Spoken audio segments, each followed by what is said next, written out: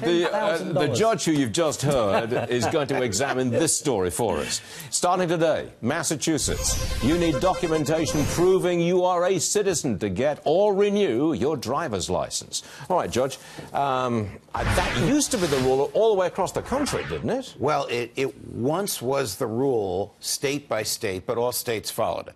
Okay.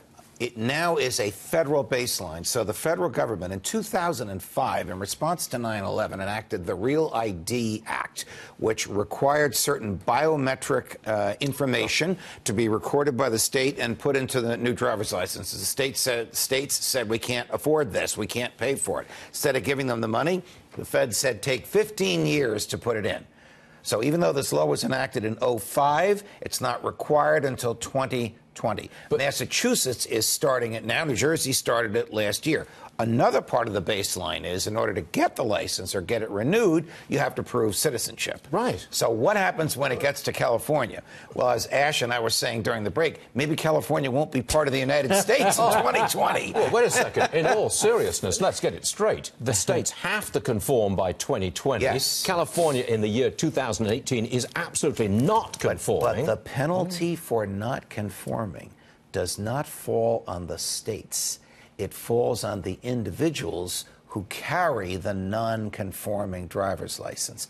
And that penalty means you can't get into a federal building with that driver's license. You can't get on an airplane with that driver's license, but you can drive a car anywhere in the union with that driver's license. Trouble coming for California, I would think 18 months from now. Yes, I would think so. So does Jerry Brown really care what problems people in California are going to have 5 years from now? Because he could solve it today. I myself condemn the Real ID Act. The feds should have no business telling the states how to manufacture and issue their driver's licenses.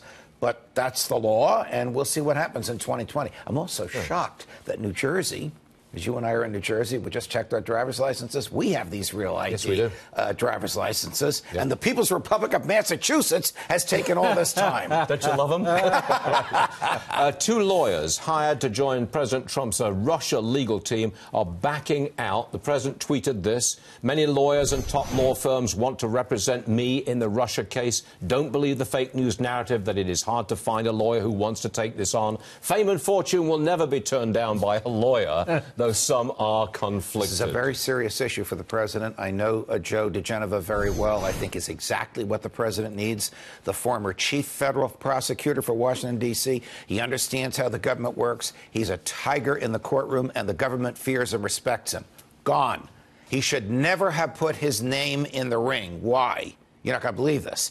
He represents a witness who's testifying for Bob Mueller against the President of the United States. How can he possibly start representing the President now? Can't be done. He had a conflict that's non-waivable. He shouldn't have allowed his name to be put out there in the beginning. The President is left with 1 full-time lawyer. Bob Mueller has 13 experienced federal prosecutors and 3 dozen experienced FBI agents.